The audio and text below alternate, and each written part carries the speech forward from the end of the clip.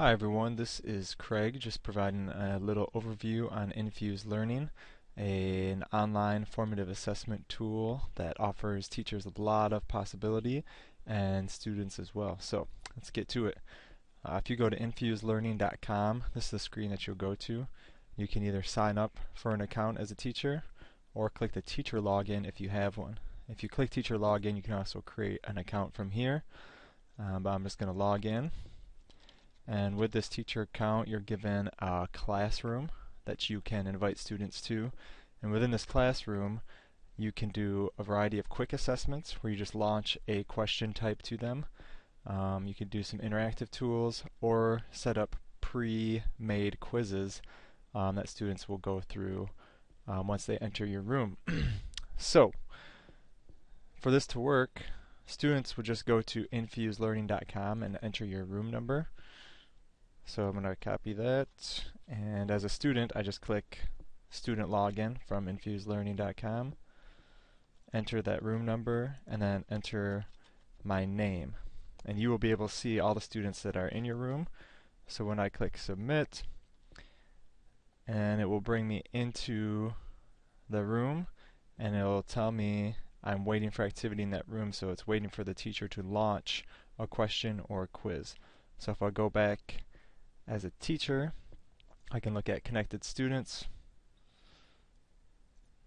and see that Craig is in the room, and I could wait until I see everybody in there before I launch my question if I wanted to. And I click return, brings me back to this page. I'm going to show the draw response option because it's pretty cool and fairly unique.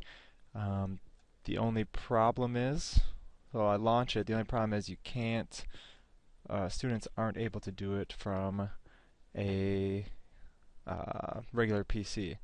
So I'm trying to draw right now and it's not working. So you have to do it from a touch screen. So I'm going to do it from my iPad, which is sitting right next to me here. And this could be nice if you have shared devices because there's no login needed. Students don't have to have an account. They just have to enter your room number. So now you can see test has come in, and I'm on my iPad. So on the iPad they can choose their color, their paintbrush width, and then when they're done they're going to submit it by clicking that down arrow. So because you can't see that, I'm just going to do something on my iPad here and make some arrows and some circles, some electrons, whatever. I click that down arrow, it submits it, and as it's submitted, that person gets grayed out so I know who has. And then when I go to images, I can see who did it as well as what their image is. So if I was doing this with a group of whole group of kids, I would have all these images on this page, and then when I click save results, it downloads it as a PDF, and then if you open that PDF it will be a page per drawing, and it will also give the students names. So I'll try to make this smaller for you. So you can see here's test, here's the drawing. If I had more I could scroll down and see how they all fared, and then you can respond to it. The same is true for all of these question types. I will show the sort and order.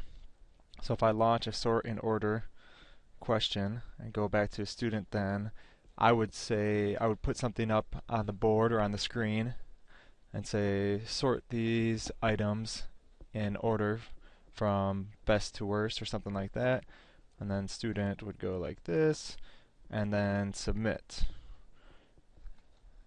And then from the teacher's viewpoint, it gets grayed out. I can look at a summary. So it would show how people are responding. So I'd have 4 different blocks and how many people did that. And then the details, I can have it be hidden, have their names be hidden, or I can show their names to have that be shown. So if I wanted to display this to the class and keep everything anonymous, I could do that. Eventually it goes back, and I'll do it so that there's 2 submissions. So now student 2 came in, and now when I click save results, I can say what the description is, so I could say question, question on food chain or something like that, and save results, and then that gets downloaded in my quiz results. So nothing happens here, but if I go click this home button and then go to quiz results, then I can see the date that I did it and the time, and I could email the results to myself or just download it. And if I click the download, you can see here it downloads it as an Excel spreadsheet, and when I open that, it will show me what the students' answers were, and I could keep that for future reference or evidence of the formative assessment I'm keeping for students. So you can see here that it gives me the name of the person, the question they answered.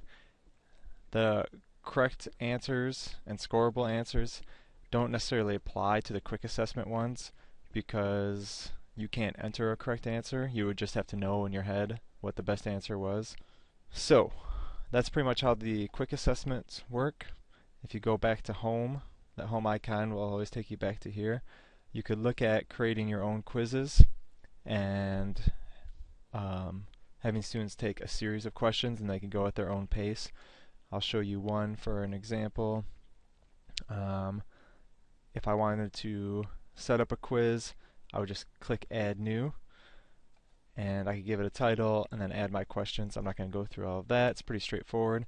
But if I run a quiz, then I can see who is submitting it and when.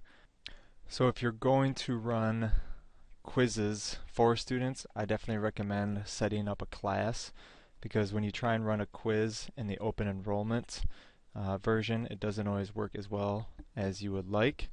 So if you wanted to add a class, you can add a new class, and then you can import students, class roster, follow the instructions for how to do that, or you could just add them one by one. So if I go into my test class, I could add a new student, and that's just these two fields, and then add them. So once you have your class roster set up, you'd have to go start class, and then choose which class you want to start, and then it gives you a new room ID. Then when you go to my quizzes and run the quiz, it will run it for that class, and you can keep track of everything a lot more easily within the tool itself rather than having to run a spreadsheet every time. So that is pretty much it. There's more nuances in there, but I'm trying to keep this as short as possible, so hopefully this helps. Thanks.